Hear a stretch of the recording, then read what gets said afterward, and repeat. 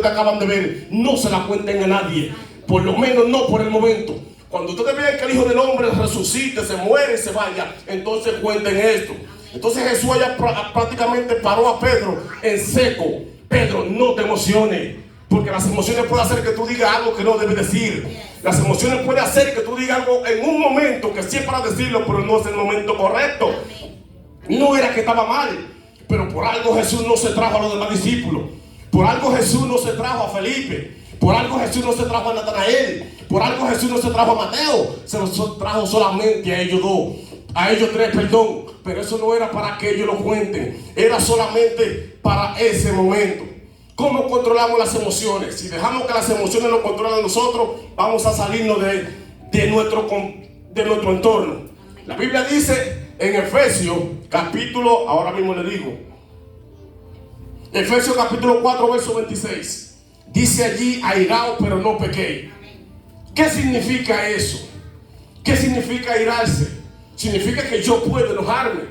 Significa que en un momento, como humano que soy, yo puedo airarme de una forma. Pero cuando la Biblia dice que no peque, eso significa que tengo que tener un autocontrol de mis emociones. Porque puede ser que yo me aire. Pero si en medio de esa ira yo agarro una silla de esa y se le trae a usted en la cara, ya yo estoy pecando. Dejé que las emociones me controlen. No controlé yo las emociones, ellas me controlaron a mí. No dice que no te enoje, no dice que no te aire, pero te dice que no peque. Y un enojo puede llevar a una persona rapidísimo al pecado. Hay una línea muy fina entre un enojo y entre el pecado. Dice que no se ponga el sol bajo su enojo, sobre su enojo. Significa que si usted se enoja conmigo, que busquemos la forma posible que sea para pedirnos perdón esta noche, antes de que amanezca. Sea que yo te pida a ti o sea que tú me pidas a mí. Pero está hablando de un valiente. Está hablando de alguien que tome la iniciativa. Que no deje que sus emociones lo controlen, sino que él controle las emociones. Todos los días vemos gente emocionada. Todo el que agarra un micrófono se emociona. Porque la gente no tiene control al saber que tengo un micrófono agarrado. Pero no puedo perder los estribos. Que no puedo decir cosas que no son. Que tengo que manejarme. Que tengo que entender que me dieron un micrófono para predicar, para cantar, para hacer cualquier cosa. Pero las emociones siempre están ahí. Siempre hay emociones en mí que quieren que yo haga cosas más de las que tengo que hacer. Y tenemos que tener control, cuidado con eso, para saberlo manejar en todos los ámbitos como cristianos que somos. No se preocupen por la persona que no vino hoy. Esta palabra era para nosotros, porque por algo nosotros estamos aquí. Segunda de Samuel capítulo 11. Allí hay una historia que usted también la conoce. David y Betsabé. Dice la Biblia que cuando los hombres y los reyes, todo el mundo iba a la guerra, David decide no ir. Y eso no está mal. Aunque la Biblia nos enseña a nosotros como que sí, él tenía que ir. Pero hasta ahí las cosas no están mal. El asunto es que Betsabé aparentemente se paseaba en su casa, en una ventana, y David desde sus aposentos o desde su terraza, no sé yo exactamente dónde era que estaba David. El asunto es que según como la Biblia lo dice, él veía a Betsabé y la veía de una forma que cualquiera puede mirar. Pero David dejó en ese momento que sus emociones lo traicionen. Y cuando las emociones traicionan a un hombre, es difícil que ese hombre no cometa error. No estamos hablando de un hombre normal, estamos hablando de David, el hombre que la Biblia dice que tiene el corazón conforme a Dios. Al hombre que todavía en los evangelios Jesús se le llama hijo de David, porque viene de ese linaje. Pero ese hombre miraba a esa mujer. La Biblia no narra a nosotros solamente ese pasaje, pero no nos dice a nosotros cuántas veces David miró a esa mujer, cuántas veces ella se paseaba, cuántas veces él estaba ahí mirando, hasta que un día tuvo que preguntarle quién es esa mujer, quién es ella, que yo veo que ella me mira, que yo la veo de una forma que no es tan correcta. ¿Quién es ella? Hasta que le dicen a él quién es y él la manda a buscar. Automáticamente David manda a buscar a esa mujer. Eso significa que hubo un descontrol de las emociones. Y un hombre, por más unción que tenga, por más poder que crea tener, por más llamado que tenga, por más revestido de gloria que él sienta que está, si no controla las emociones, usted lo va a ver vuelto un desastre. No importa quién sea, no importa el llamado, porque no es que Dios no lo llama, es que la gente luego deja que las emociones lo traicionen.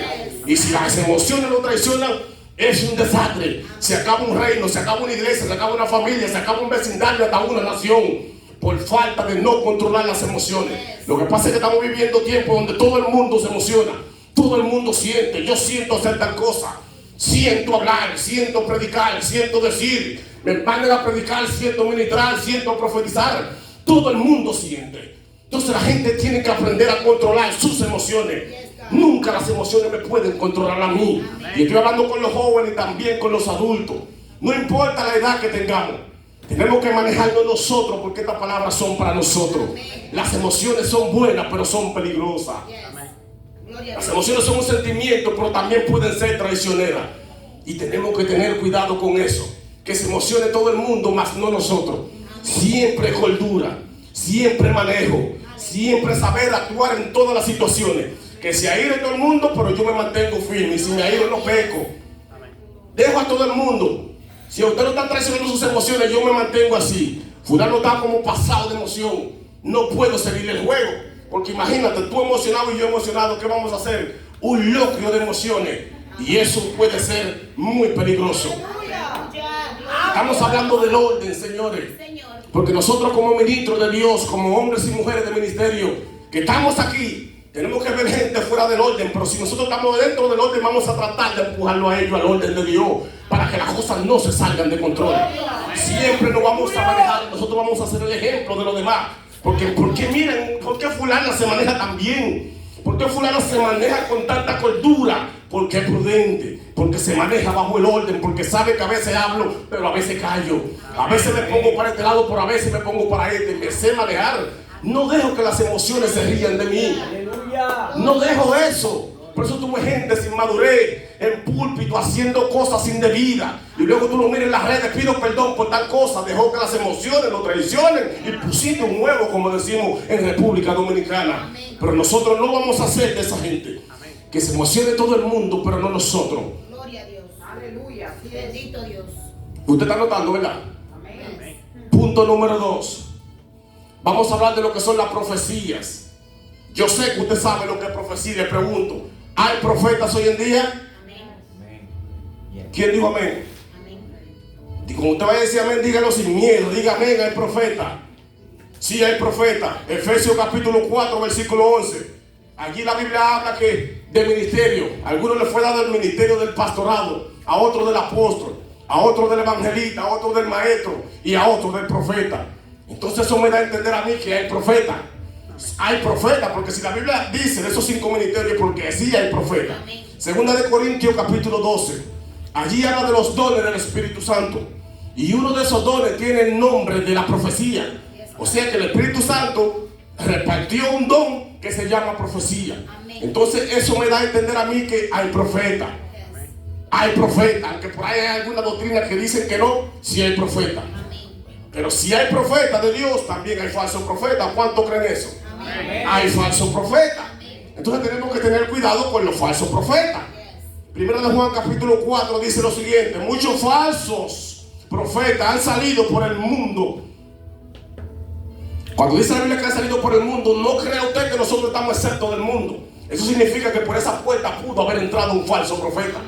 Eso significa que en su vecino más cercano puede ser un falso profeta.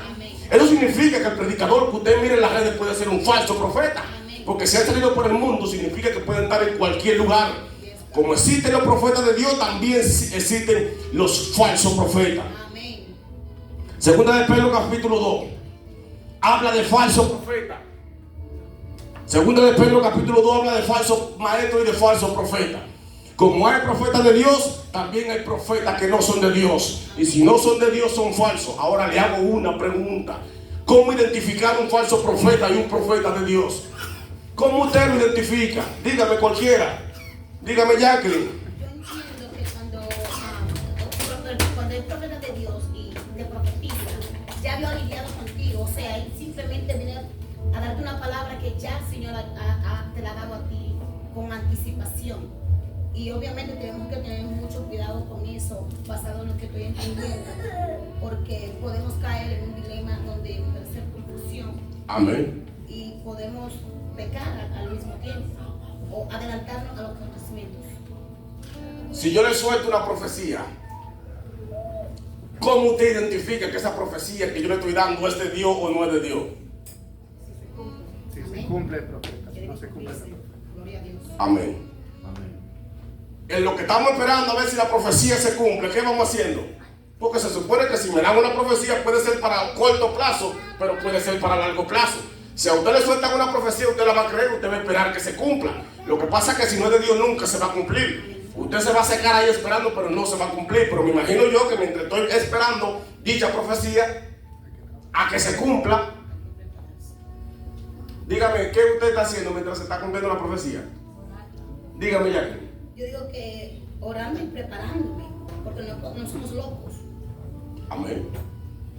Usted dijo que si no se cumple la profecía no es de Dios, ¿verdad? Deuteronomio capítulo 18, versículo 22. Léalo alguien, por favor, ese versículo. No cierre su Biblia hasta que no terminemos. Deuteronomio capítulo 18, versículo 22. Pues tenemos que saber cómo, si el profeta, léalo. 18:22. Sí. Si el profeta hablare en nombre de Jehová y no se cumpliere lo que dijo, ni aconteciere, es palabra que Jehová no ha hablado. Con presunción la habló el tal profeta. No tengas temor de él.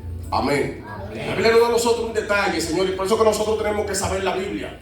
No podemos llevarnos de que nos profeticen. Si el profeta hablara de parte de Dios y dicha profecía no se cumple, pues tal profeta, dice la palabra, no es de Dios.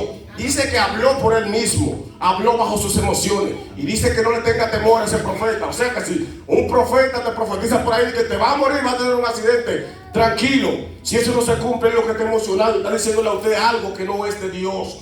Entonces nosotros tenemos que saber identificar la profecía. Todo el mundo quiere profetizar y la gente se quiere basar en la condición de uno para profetizarlo. Quiero que me vayan buscando por ahí 1 Samuel capítulo 1 versículo 10 y déjenlo ahí en Q hasta que yo le diga. La gente se basa bajo nuestras condiciones para profetizarlo.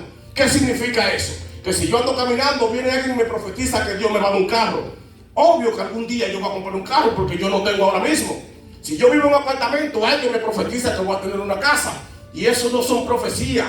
Obvio que si tú vives en un apartamento, un día tú vas a tener una casa, porque tú no vas a vivir toda tu vida en un apartamento. Si tú eres ayudante de alguien, alguien te profetiza que tú vas a tener una compañía. Obvio, yo era ayudante de un palmero y un día me identifiqué, nadie me independicé, nadie me profetizó eso. Son como el orden de la vida. Yo trabajo hoy contigo, aprendo el trabajo y mañana me voy solo. Pero la gente una vez empieza a profetizar, va a tener un carro porque tú andas a pie, va a tener una casa porque viene en apartamento, va a tener una compañía porque tú eres ayudante de fulano. Esas no son profecías. Esas son cosas que la gente se basa en base a nuestra condición para decirnos lo que va a acontecer mañana. Lo que va a pasar mañana, y eso nadie tiene que decírtelo, porque obvio que si tú hoy no tienes carro, mañana tú vas a tener un carro. Obvio que si hoy tú tienes un carrito, mañana tú vas a tener otro vehículo. Y tenemos nosotros que aprender a tener cuidado con eso. Por si usted no lo sabía, nosotros desde hace un tiempo para acá estamos anotando la profecía. Sea que la diga cualquiera de esta iglesia, o sea que la diga una persona que venga de fuera. Se están anotando la profecía, porque si usted profetizó aquí, tiene que cumplirse. O si no, aquí vamos a decir, esta gente no es profeta. Tal gente dijo un rema, dijo que se iba a cumplir tal día y no pasó nada. Usted no es profeta. Usted se emocionó. Y ore para que le digamos mejor emocionado, no le digamos falso profeta. Porque no podemos venir a tirar cosas que no son. A dar fecha que va a pasar tal cualquier cosa cuando no pasa nada. Alguien tiene Samuel, primera, 1:10. Léalo sin decir ni siquiera amén, desde el día tal 20. Ella con amargura de alma oró a Jehová y lloró abundantemente. E hizo voto diciendo: Jehová de los ejércitos, si dignares mirar a la aflicción de tu sierva, y te acordares de mí, y no te olvidares de tu sierva, sino que dieres a tu sierva un hijo varón, yo lo dedicaré a Jehová todos los días de su vida, y no pasará navaja sobre su cabeza. Mientras ella oraba largamente delante de Jehová, Elí estaba observando la boca de ella, pero Ana hablaba en su corazón y solamente se movían sus labios y su voz no se oía, y Elí la tuvo por ebria. Entonces le dijo Elí: ¿hasta cuándo estarás ebria? Digiere tu vino. Y Ana le respondió diciendo: no, señor mío, yo soy una mujer atribulada de espíritu, no he bebido vino ni sidra, sino que he derramado mi alma delante de Jehová. No tengas a tu sierva por una mujer impía, porque por la magnitud de mis congojas y de mi aflicción he hablado hasta ahora. Elí respondió y dijo: ve en paz, y el Dios de Israel te otorgue la petición que le has hecho. Y ella dijo: haya tu sierva gracia delante de tus ojos. Y se fue la mujer por su camino y comió, y no estuvo más triste. Y levantándose de mañana, adoraron delante de Jehová, y volvieron y fueron a su casa en Ramá. Y Elcaná se llegó a Ana su mujer, y Jehová se acordó de ella. Aconteció que al cumplirse el tiempo, después de haber concebido Ana, dio a luz un hijo, y le puso por nombre Samuel, diciendo: por cuanto lo pedí a Jehová. ¿Por qué hablamos de eso si ahí nos está hablando de profecía? Vamos a entrar ahí ahora. En los tiempos que yo me convertí, la mayoría de gente que se convertía quería ser evangelista. Eso se le ha ido a la gente. Ahora la gente quiere ser pastor y profeta. Usted pone en Google a pastor y te van a aparecer 50,000 gente, pastor fulano. Muchos con llamado y otros sin llamado. Eso no es un asunto mío, yo no voy a entrar ahí. Profeta fulano, eso es lo que más hay. Ahora todo el mundo anhela esos dos ministerios. La gente no anhela la maestría, y para mí es un privilegio ser maestro. Para mí es algo divino poder ser maestro y hablar de la palabra de Dios, pero la gente no anhela ese ministerio. La gente anhela el pastorado y el profeta.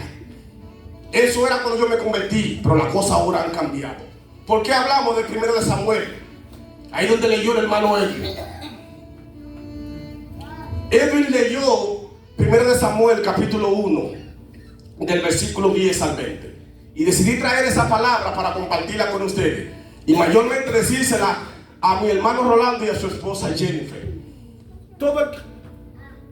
Todo el que viene le profetiza a Jennifer que Jennifer va a estar embarazada tal día, tal año, tal fecha. No hay nadie que venga que no toque a Jennifer, nadie que venga que no le diga que tú vas a salir embarazada. Ana quería estar embarazada, pero Ana no se sentó a esperar que venga don fulano y lo profetice. Ana entró en intimidad con Dios. Ana decidió ella misma orarle a su Dios. Decidió apartarse. Decidió desafiar la ley de que no se podía y decir: yo quiero un hijo, Dios. Pero Ana no se sentó: ven don fulano, profetízame. Ella tenía un esposo llamado Elcana que la amaba, aunque ella no tenía hijo de él. Tú tienes un esposo, Jennifer, que te ama, aunque todavía tú no le hayas dado hijo.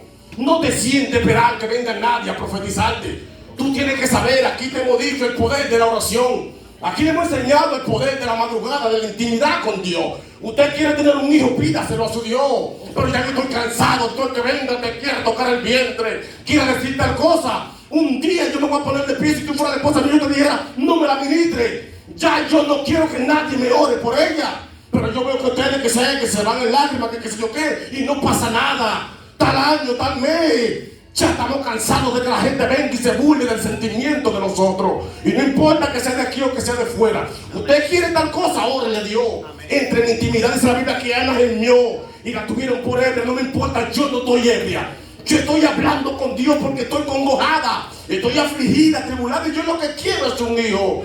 Esa oración no tuvo impedimento y llegó ante la presencia de Dios. Pero la gente quiere sentarse, que venga don fulano y me profetice, sabiendo yo lo que tengo que hacer. A mí nadie me profetizó esto que usted está viendo en mi vida. Nadie me dijo: fulano, tú vas a ir a Estados Unidos, vas a hacer tal cosa. Nadie me lo dijo. Eso estaba en el plan de Dios. Pero para la gente es más fácil que venga que me profeticen, a que yo me levante madrugada hasta madrugada a buscar intimidad con Dios. Dios, yo quiero esto.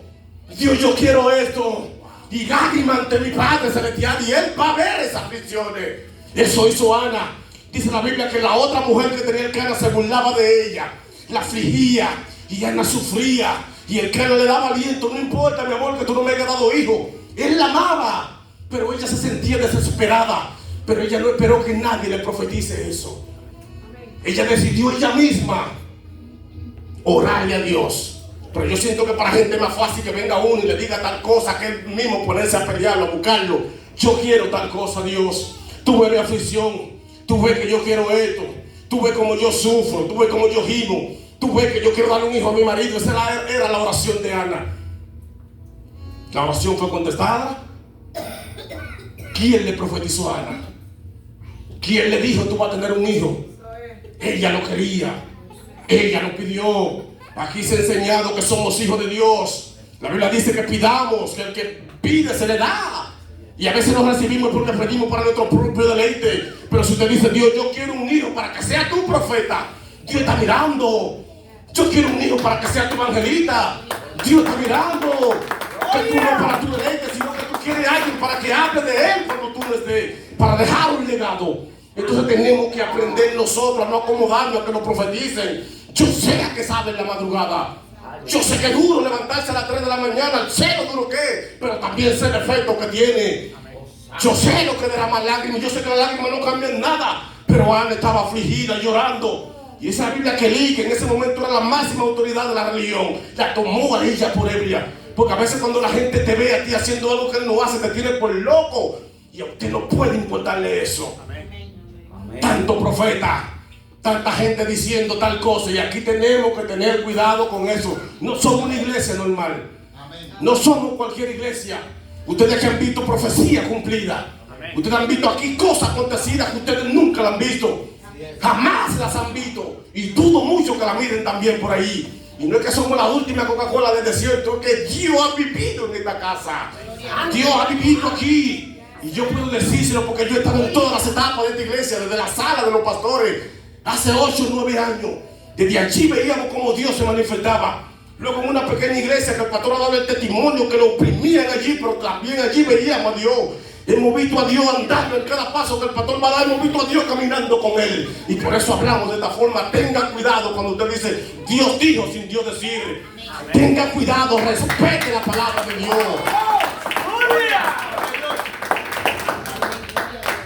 Profeta fue Elías que dijo, aquí no va a llover por mi palabra, y no llovió.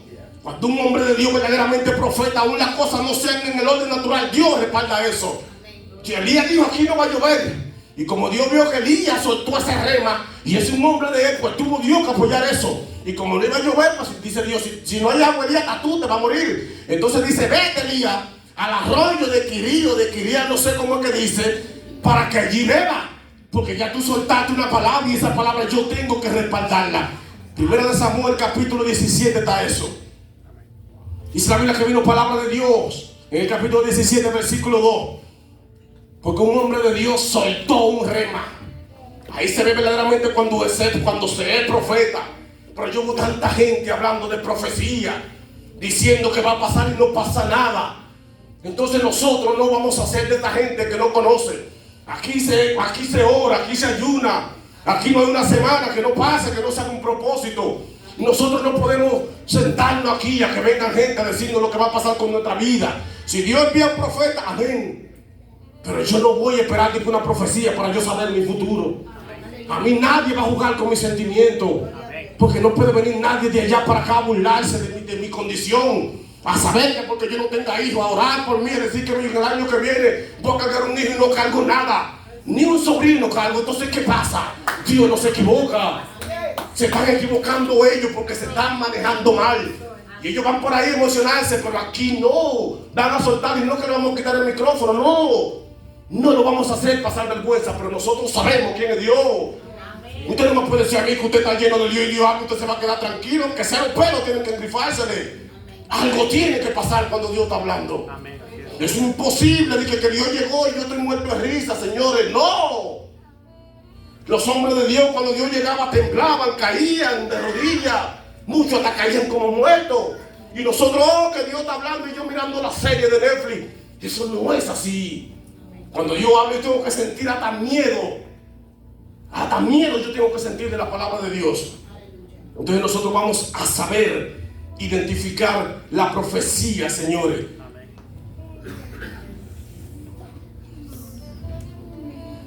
El profeta tiene que tener cierta cualidad y a nosotros no nos importa eso.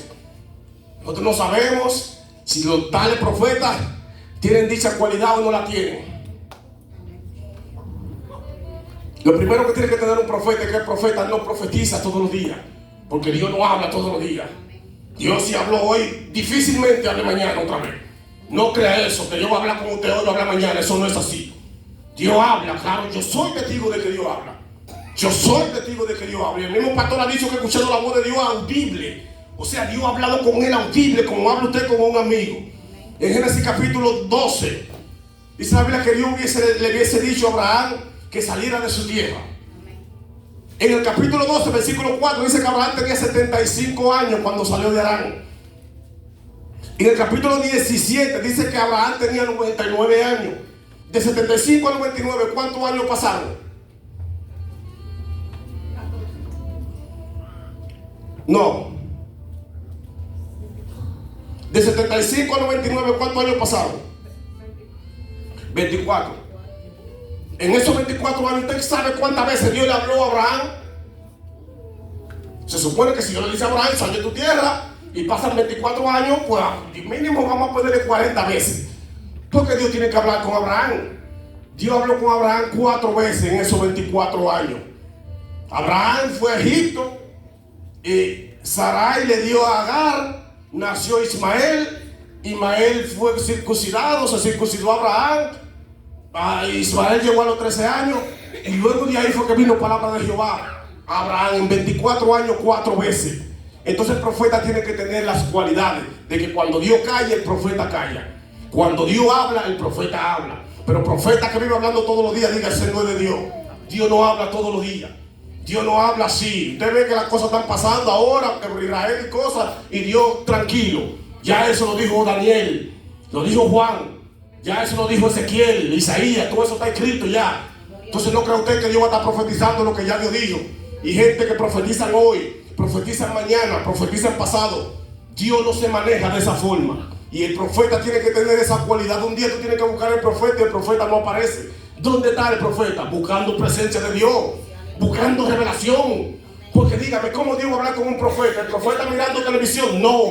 El profeta tiene que entrar, soltar un rema hoy y me aparto a escuchar la palabra de Dios. Porque si ya Dios habló, se supone que entonces yo lo que tengo que poner ahora es el oído, a escuchar otra vez la palabra de Dios. Mientras yo estoy hablando, yo no estoy escuchando. Entonces tenemos que aprender nosotros, Señor. Y estas palabras no son para los que no vinieron, son para nosotros. Tenemos que saber la cualidad de un profeta es esa. El profeta no puede profetizar todos los días. No. Profeticé hoy porque Dios me dijo. Dios dice. Pero tú crees que si Dios dijo hoy, va a decir mañana también. Porque entonces Dios está hablando con gente no entendida.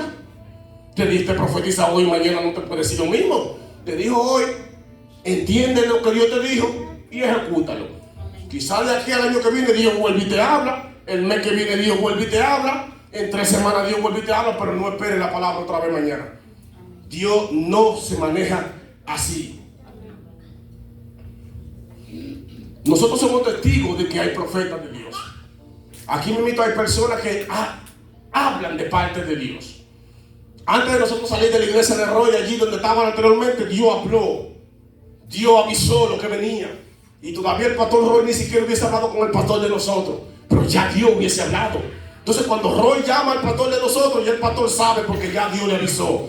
Todo lo que ha ido aconteciendo, ya Dios lo ha ido revelando. Toda la cosa. Aquí hemos visto palabras de Dios. Hemos visto que se paran gente, dicen Dios dice y se cumple. Hay cosas que ustedes no se dan cuenta, pero hay profetas aquí que van a pasar cosas y se las dicen al pastor. Y luego esas cosas acontecen. Entonces por eso nosotros damos fe y testimonio. Y podemos decir con la mano arriba que aquí hay profetas. Y los profetas que hay aquí son profetas de Dios porque la profecía se cumple. Entonces, ¿de qué forma es que vamos a saber si la profecía se cumple o si no? Si es de Dios, si la profecía no se cumple. Si el profeta profetizar y la profecía no se cumple, tal profeta no es de Dios. Tenemos que seguir aprendiendo, mis hermanos, cada día. Y esto va para los jóvenes y también para nosotros los que ya no somos tan jóvenes. Hay que aprender para nosotros poder enseñar a otros. Somos hombres y mujeres de ministerio. Aquí hay gente que todavía no ha salido, pero van a salir. Entonces Jesús antes de irse estaba estableciendo el orden allí con Pedro y los demás apóstoles para que sepan manejarse. Entonces no se sienta aludido por esta palabra solamente para poder nosotros enseñar a los demás. Si nosotros que estamos aquí estamos escuchando esta palabra, vamos nosotros a enseñarles lo que hemos aprendido a los demás. También tenemos que aprender este punto número 3. Y es lo que se le llama, y le hago una pregunta. Cuando se habla de imposición de mano, ¿qué usted entiende por esa palabra? Cuando se habla de imposición de mano, ¿qué usted entiende por esa palabra? Nadie entiende nada. Dígame, guerrera Sandra. Cuando se habla de imponer la mano, me recuerdo ahora usted hablando cuando Pablo aconseja a Timoteo, que es un pastor juvenil que está entrenando, y me llamó mucho la atención ese punto cuando leí a Timoteo, que él le dice que no sea como ligero a la hora de poner la mano, a tal punto que yo comencé a estudiar y los judíos creen mucho en la transferencia a la hora de imponer la mano. Entonces yo creo que por ahí va. Amén. ¿Alguien me levantó la mano? Cuando hablamos de imposición de mano, estamos hablando de imponer mano. No es malo imponer las manos. Vamos a hablar de algunos beneficios que tiene imponer la mano, pero vamos a hablar de algunos desventajas que tiene la imposición de mano. Hechos capítulo 8, versículo 14 en adelante. Dice la Biblia, nosotros estudiamos eso. Dice la Biblia que luego del avivamiento que se armó en Jerusalén por el derrame del Espíritu Santo, hubo una persecución y el avivamiento se traslada a Samaria, liderado por Felipe, el que nominan como diácono junto con Esteban y 5 personas más. Ese avivamiento se traslada allí a Samaria, pero como Felipe era un diácono y había personas, los apóstoles por encima de Felipe, tenía que ir alguien a Samaria a ver lo que estaba pasando. Y dice la Biblia que desde Jerusalén, que era la iglesia principal, envían a Samaria a Pedro y a Juan. ¿Para qué? Para que vean lo que está pasando allí en Samaria. Y dice la Biblia que cuando ellos oraban por la persona, le ponían las manos y la gente recibía el Espíritu Santo. Porque solamente hubiese sido bautizado en agua, pero no hubiesen sido bautizados en el Espíritu Santo. Entonces ellos le imponían la mano y ellos recibían el Espíritu Santo. Cuando hablamos de imponer mano y hablamos de beneficio, hablamos de que podemos orar por una persona, imponerle las manos y esa persona reciba el Espíritu Santo. Si nosotros declaramos una palabra, nosotros también estamos llenos del Espíritu Santo. A través de imponer la mano, nosotros también podemos ser un canal de bendición para una persona. Dice la Biblia en Marcos capítulo 14, versículo 16. Marcos 14, 16. Que Jesús, me parece que es de los niños que habla allí. Aquí nada más tengo el versículo, pero no tengo lo que dice. Pues si me equivoco, no me juzgue. Me parece que dice allí que Jesús ponía la mano sobre los niños para bendecirlo. O sea, se podía también hablar de bendición. También a través de la imposición de mano puede la persona recibir sanidad. Porque dice en Lucas capítulo 5, versículo 12, que Jesús impuso su mano sobre un leproso para que éste recibiera sanidad. Dice también la Biblia en Marcos capítulo 16, versículo 18, Jesús hablando que pondríamos las manos sobre los enfermos y estos sanarían. O sea, a través de la imposición de manos podemos bendecir, podemos dejarnos usar para que Dios sane a una persona.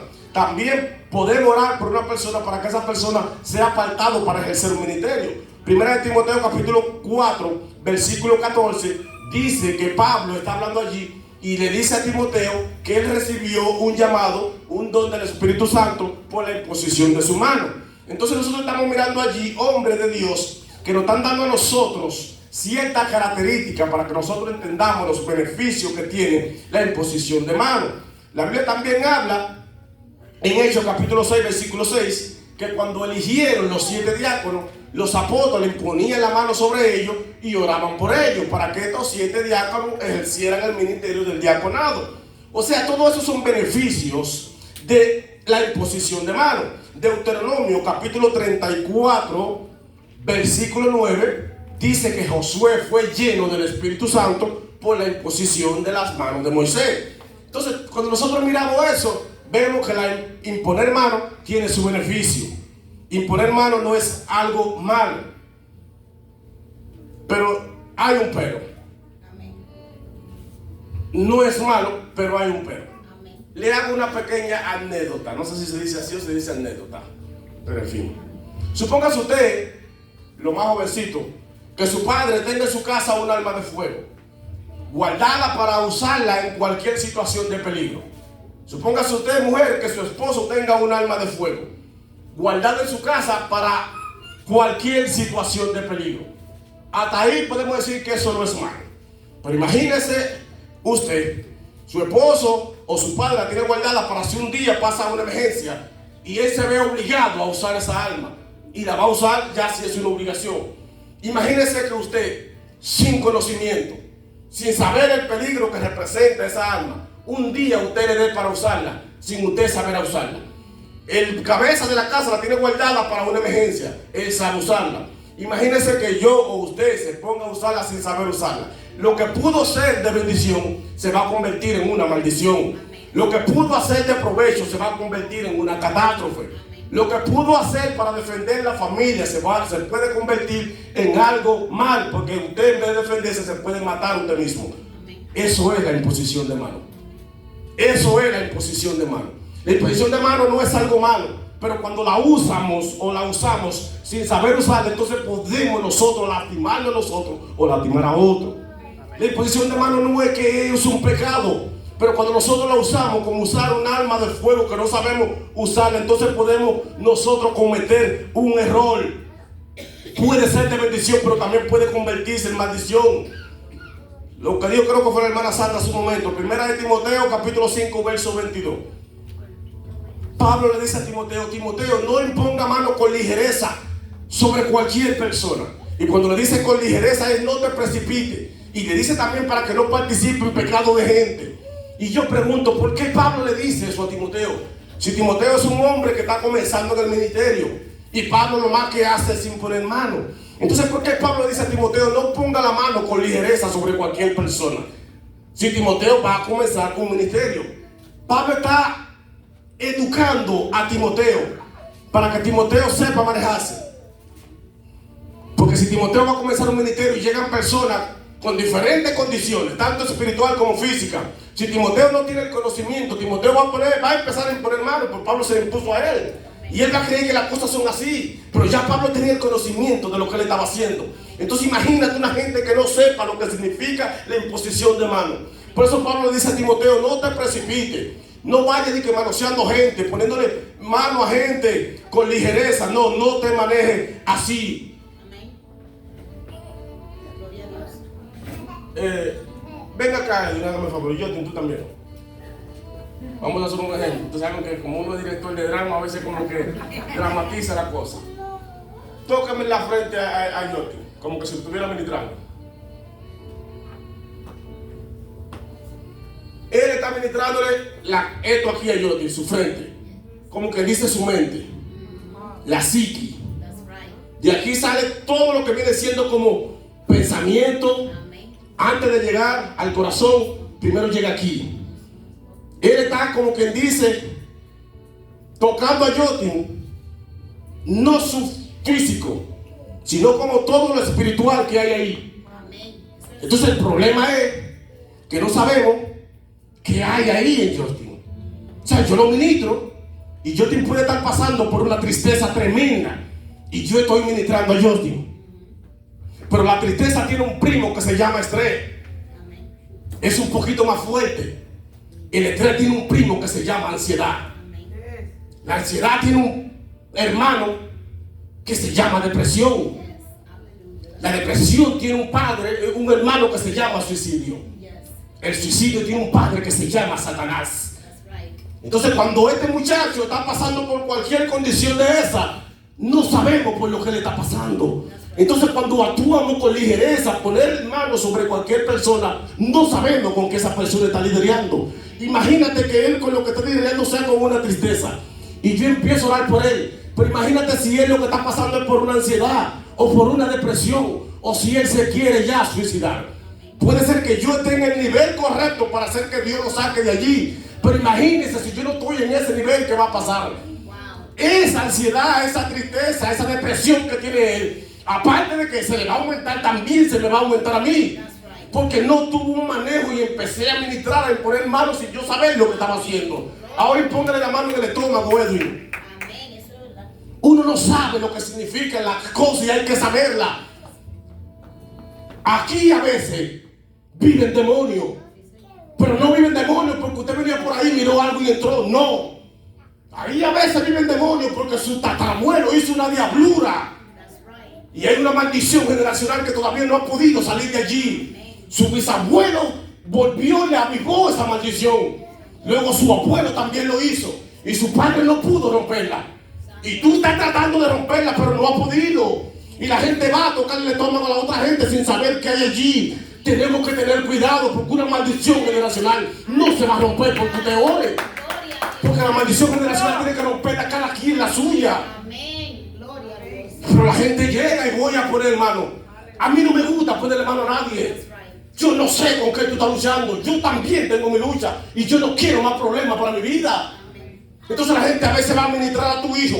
A veces va a ministrar a tu mujer. A veces va a ministrar a un familiar tuyo y llevarte más problemas de lo que tú tienes en tu casa. Y tenemos que tener cuidado con eso. No imponer mano con ligereza. Póngale la mano en el hombro, como en esta parte de aquí atrás, como en la parte trasera del hombro, con todo el cuello. El pastor que tiene experiencia en estos asuntos sabe que ese es uno de los lugares donde los demonios más les gusta habitar. Pero la gente es experta en querer ir a poner mano y no sabe lo que está haciendo. Y la gente va, voy a poner mano. Me tiene este micrófono para que predique, voy a poner mano. Me tiene este micrófono para que cante, voy a poner mano. Pero tú no sabes lo que tú estás haciendo. A partir de hoy nosotros vamos a saber. Y cuando vayamos a poner mano vamos a asegurarnos de que Dios está en esta posición de mano para que no llegue un problema a nuestra casa. Vamos a saber lo que significa la imposición de mano. Que yo puedo bendecir pero también puedo maldecir. Que yo puedo querer hacer un bien pero también puedo hacer un mal. Que yo veo una persona en la iglesia y yo empiezo a administrar y cuando llego a la casa me pongo a pelear con mi mujer. Porque esa gente estaba endiablado. Y no pasó nada, el diablo no salió de allí, sigue allí, pero ahora también estoy endiablado yo. Porque no estoy en el nivel. Por eso Pablo dice a Timoteo, no te precipites. No vivas poniendo mano así, tranquilízate, controla tus emociones. Para que te vaya bien, porque tú eres un hombre de ministerio. Gracias, mis hermanos. Hay algo que nosotros tenemos que saber como somos hombres y mujeres y jovencitos de Dios. Yo no puedo bendecir a nadie si yo no soy bendito. Yo no puedo declarar bendición sobre gente si yo todavía no estoy bendecido. Yo no puedo declarar liberación sobre gente si yo no estoy libre. Para declarar bendición hay que ser bendecido. Pero tú viste que Isaac iba a bendecir a Jacob, a Esaú. Y luego Jacob se robó la bendición. Pero había algo que ya estaba pasando en la vida de Isaac. Isaac estaba bendito porque Abraham lo bendijo. Y Abraham lo bendijo Dios. Pero tú ves que Jacob bendice a los hijos de José, pero era un hombre bendito. Yo no puedo declararte bendigo cuando yo no soy bendito. Yo no puedo declarar bendición cuando yo estoy luchando con atadura. Uno tiene que saber todas esas cosas, mis hermanos, para no caer en la trampa del diablo. No llevemos problemas en nuestra casa porque nosotros tenemos mujer, tenemos hijos. Hay personas que viven en nuestra casa y a veces uno no sabe por qué llegan los problemas, las discusiones y todas esas cosas. Porque nos pusimos nosotros a desafiar al diablo y no estamos en el nivel. Ustedes ven al pastor que el pastor ministra. Pero yo puedo dar fe y testimonio que el pastor es un hombre libre. Por eso él ora por cualquier gente y pasa algo. Él es un hombre sano, una gripe no le enferma. Tú no lo ves en cama todos los días. Entonces si yo estoy luchando con todas esas cosas, aquí lo que yo estoy imponiendo manos y que declarando sanidad, yo enfermo.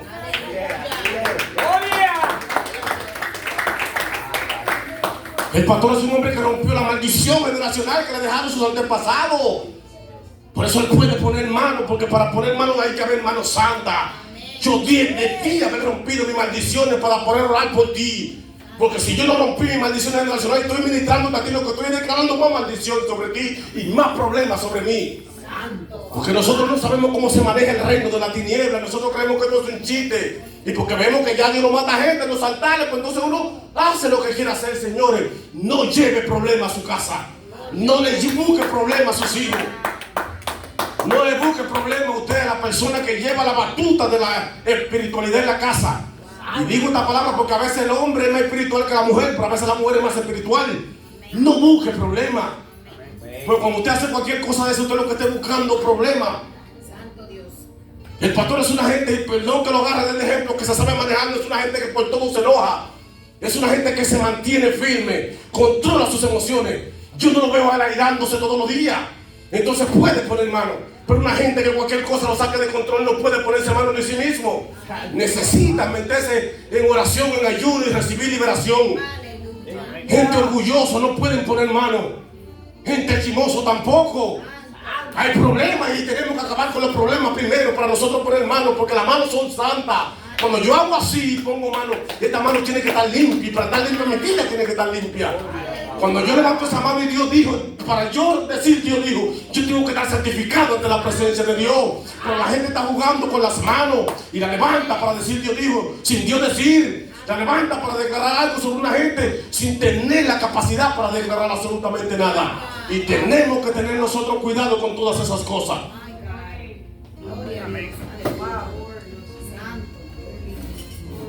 La Biblia dice en Mateo capítulo 17 versículo 21: hay género que no sale sino con ayuno y con oración. Si no es con ayuno y con oración, usted puede creerse que porque ya usted tenga la prédica hasta el día y oró esta noche, ya usted cree que ya tiene el poder para hacer que cosas fuertes caen en la vida de personas, fuertes. Yo sé por qué se lo digo, porque hemos visto cosas fuertes que yo sé que no salen así. La gente necesita entrar en el nivel y aparte de eso la otra gente también necesita hacer algo. Porque usted puede estar rebosado en la casa de alguien ahora. Los demonios salen y se quedan allá afuera esperando que usted se vaya. Como la gente no se decidió convertirse y romper con eso, los demonios vuelven a casa y entran. Pero como yo soy súper cristiano, tengo la capa y el pantaloncillo por encima del pantalón como Superman. Voy para allá.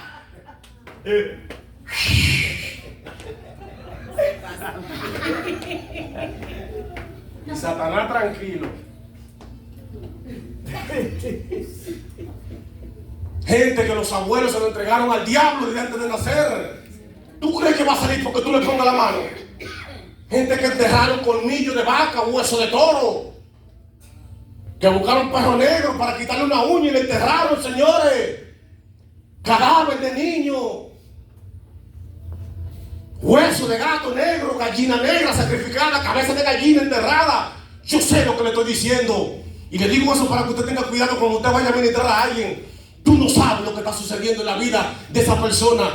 Tú no sabes lo que hicieron los antepasados de esa persona. Para usted estar buscando problemas, tenemos que sabernos manejar. Hechos capítulo 19, versículo 11.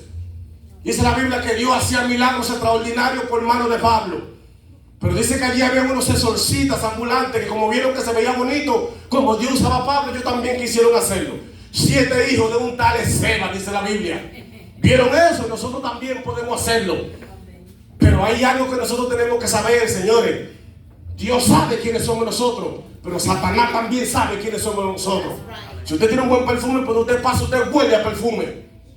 Así sabe el diablo cuando usted está ungido, cuando usted está lleno y cuando no. No crea usted que usted va a engañar a los demonios. Los hijos de Seba vieron lo que Pablo estaban haciendo y ellos, pues vamos para allá, fulanito. Vamos a ponerle nombre a esos 7 muchachos. Ven, Andrés. Está bien, Marco. Ven, Joaquín. Está bien, Rodolfo. Vamos a hacer lo que hace Pablo. Ellos intentaron. Entonces el demonio que tenía la persona era fuertísimo, de jerarquía.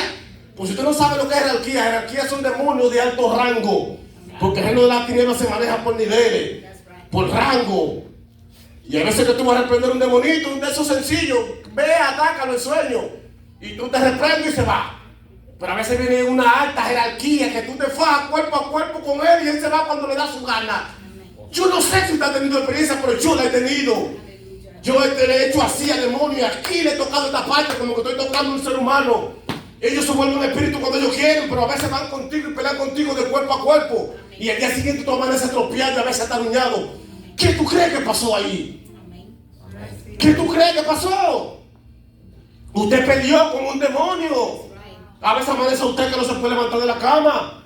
Y otros se van más lejos y quieren hasta hacer cosas indebidas con uno. Yo no sé si usted entiende lo que yo quiero decirle. Entonces tenemos que tener cuidado. Estos muchachos querían hacer eso y dice que el demonio dijo, yo sé quién es Jesús. Santo, aleluya. ¿Quién no va a saber quién es Jesús? Todo lo que es espíritu, carne, sabe quién es Jesús. Amén. Jesús es Dios. Cuando se estaba haciendo absolutamente todo, Jesús estaba allí. Los demonios saben que él estaba allá arriba, porque nosotros, el pastor, escuchado demonios que lo han dicho. Yo venía desde arriba, caí cuando tiraron a Satanás. Usted quizás ni me cree, no importa que no me crea, yo sé lo que estoy hablando. Amén. Y dicen los hijos de Seba, yo sé quién es Jesús, ¿cómo no voy a conocer a la imagen de Dios? Sé quién es Pablo, porque Pablo es un hombre de Dios, que por donde él pasa se nota que está pasando un hombre de Dios. Pero ¿quiénes son ustedes? ¿Quién los patrocina a ustedes? Dios los patrocina a gente que no sea de él. Dios nos patrocina, Dios no sabe quiénes son gente que no han sido pasados por el horno de él. Gente que no ha pagado el precio. Dios no sabe quiénes son esa gente. Y sabe que se fajaron los demonios con los 7 muchachos y se fueron. Antes de golpearlo, hay algo que nunca he podido entender, ni siquiera porque leímos eso. ¿Cómo fue que ellos pararon a encuerarse? Porque dice la Biblia que se mandaron desnudos. Parece que los demonios golpeándolos, le rompieron la bata, la túnica que ellos tenían y se mandaron desnudos, golpeados. ¿Por qué? Porque a veces nos dicen el nombre de Jesús y el nombre de Jesús sí es poderoso. Pero todo va a depender quién sea que diga en el nombre de Jesús. ¿Quién diga en el nombre de Jesús? No solamente el nombre, porque el nombre de Jesús de por sí ya es poder. Por eso la Biblia que estos 7 muchachos quisieron aprovecharse y quisieron ellos hacer algo que no debieron hacer, porque Pablo lo hacía. Vamos a hacerlo, Andrés. ¿Está bien? Y tenemos nosotros que tener cuidado con eso cuando nosotros queremos imponer mano. Dijimos al principio que es un beneficio, hay bendición, hay sanidad y hay un sinnúmero de cosas en la imposición de mano. Punto número 4, y con este punto terminamos. Si no vivimos este punto, es difícil que lleguemos a la meta. Es obligatoriamente poder vivir este punto número 4 del cual yo voy a hablar. Discernir los espíritus. Gloria a Dios. Wow. Discernir los espíritus. Dice la Biblia. Primera de Juan capítulo 4. Discernir los espíritus a ver si vienen de Dios. No creáis a todos los espíritus. Y cuando dice eso es porque hay espíritus que no son de Dios. Amén. Y si nos dice a nosotros los cristianos, porque a los cristianos que le está hablando que lo discernamos, significa que a veces van a entrar espíritus que no son de Dios a las iglesias. Porque dime, ¿tú no vas a discoteca? ¿Dónde lo vamos, es que lo vamos a discernir? ¿Aquí? Amén. Porque dime, Dios va a hablar según el entorno de nosotros. Y aquí. Aquí es que tenemos que discernirlo. Nosotros no vamos a hablar en nada de esos asuntos. Los espíritus que vamos a discernir es lo que nos dicen cosas. Lo que nosotros vemos a veces haciendo tal cosa que lo discernamos. Vienen tiempos difíciles. Si hablaba allá atrás que venían tiempos difíciles, esos tiempos difíciles ya no vienen. Lo estamos viviendo. Amén. Era allá atrás que decían que vienen. Ahora ya estamos en esos tiempos. Y si estamos en esos tiempos no significa que ahora yo no puedo vivir con 2 ojos, tengo que vivir con 4. Estos 2 y 2 espirituales. Yes. Mirando todo a mi alrededor. Hay veces que a la gente le dicen al otro extremista cuando se cae una tapa en la casa y dicen te reprendo, Satanás. No. Es que usted está activo, que usted sabe que es un diablo. Usted sabe que es un demonio. No es que usted está loco ni que tú todo lo espiritualizas, no. Es que tú sabes que puede ser que haya una brisita y se caiga. Pero también hay demonios que van y hacen eso. Una vez yo en República Dominicana estaba acostado y había un abanico de eso que nosotros usamos allá, pues tú sabes que allá uno no tiene aire como aquí. Y yo lo tengo enganchado ahí, yo estoy tirado ahí en el silicio, en el suelo. Y de noche un demonio me tiró el abanico. Yo le di tanta gracia a Dios que el abanico no me cayó arriba. Porque cuando eso cayó, no se desconectó de la electricidad, sino se le quitó la tapa y eso empezó a... Digo, vino Cristo y me quedé, fue lo que yo pensé. El abanico ahí en el suelo. Fue un demonio que lo tumbó. Y esa noche, antes de eso, cuando yo estaba en mi casa, hablando de todas esas cosas espirituales, ya tú sabes que yo no soy un hombre que soy súper Juan Carlos. Yo siempre he sido medio cobardón. ¡Aleluya! Ya yo estaba metido en miedo. Entonces llegó un demonio y me tumbó el abanico. Eso sí, señor. Yo vivía solo en un apartamentico porque ya yo estaba aquí. Ese día, miren, enciendo vello y pelo de mi cuerpo. Todos se pararon y yo empecé ahí a llorar. Pero no de la unción, del miedo. No era de la llorura. Era del miedo que yo estaba llorando, Señor. Miren, con un miedo. Yo sé. Entonces a veces uno no sabe discernir los espíritus y uno cae en el gancho del diablo, señores. Miren, no podemos dejar que Satanás se limpie los mocos con nosotros. Porque la sangre de Cristo fue comprada, fue para que nosotros seamos redimidos. Y a veces el diablo se burla de uno. Dígame, el diablo se burló de mí cuando yo era impío y de usted también, pero ahora que somos cristianos no. No puede venir el diablo y que a ministrarnos a nosotros, de que a orar por nosotros, a decir cosas, cuando nosotros tenemos que tener una vida espiritual y aprender a discernir los espíritus. Y aprender nosotros a saber cuando está hablando Dios y cuando es el diablo que quiere aprovecharse de nosotros y de que ministramos a Satanás para sacarnos lágrimas de qué. Diciendo a los espíritus, Señor, y si usted siente que lo está ministrando un espíritu de Satanás, usted tiene la autoridad del cielo para agarrarse con su mano y quitarle la mano a la gente. Quítame la mano yo y me paso. Sí, cuando yo te vaya a ministrar, quítame el paso. Usted tiene autoridad para hacer eso. No dije así con violencia, no, pero usted tiene autoridad pero para eso usted tiene que estar en el nivel que discernió. Y ya usted sabe que ahí no está Dios. Entonces nosotros no podemos caer en el gancho y la trampa. Estas palabras no son para la gente que no vinieron, son para nosotros. Amén. Dice la Biblia en 2 de Timoteo capítulo 3. Pablo ya en sus últimos días escribiéndole a Timoteo. La primera carta de Timoteo se le escribió Pablo en un tiempo. Ahora, cuando Pablo llega a Roma, en este proceso, por cierto, ya se terminó el libro de los Hechos la semana pasada. Ahí Pablo le escribe la carta a Timoteo, también le escribe a Tito desde allí. Pero esta segunda carta, Pablo se le escribe a Timoteo ya en sus angustias, cuando Nerón ya lo va a matar por ahí. Le escribe esta carta a Timoteo y le dice a Timoteo que tenga cuidado, que en los últimos días llegarán tiempos difíciles, donde el que no tenga discernimiento de espíritu no va a poder sobrevivir. Yo creo que en las redes sociales ya estamos viviendo todos esos tiempos. Tiempos difíciles, tiempo de profecía falsa, tiempo de promesas incumplidas, tiempo de que Dios dijo sin Dios decir nada, tiempo del ministro fulano, tiempo del apóstol fulano, tiempo del pastor fulano. Usted no puede caer en esa trampa. Nosotros tenemos que mantenerlo activo. Así, mirar de aquí, mirar para allá, donde quiera que nosotros nos manejemos, que no importa que nos digan los más espirituales. Si se le quema la bichuela y usted quiere decir, te reprendo, Satanás, dígalo. Pues puede ser que el diablo le queme la bichuela a usted, los frijoles, para que le cocine mal a su marido se enoje y ya de ahí entre y perder la comunión. ¡Aleluya! Pues no subestime, dice la Biblia, las maquinaciones de Satanás. Entonces tenemos que aprender a discernir los espíritus. Dice la Biblia que los últimos días, los postreros días, que era ayer, los postreros ya llegaron. Vendrán lobos disfrazados de oveja. Amadores de sí mismos, dice la Biblia.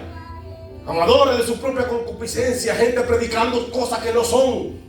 ¿Y dónde usted cree que lo prediquen? En los altares, en las iglesias, en los micrófonos que han sido ungidos, en los templos que han sido santificados. Allí se paran gente a predicar cosas incoherentes y a decir cosas que no son.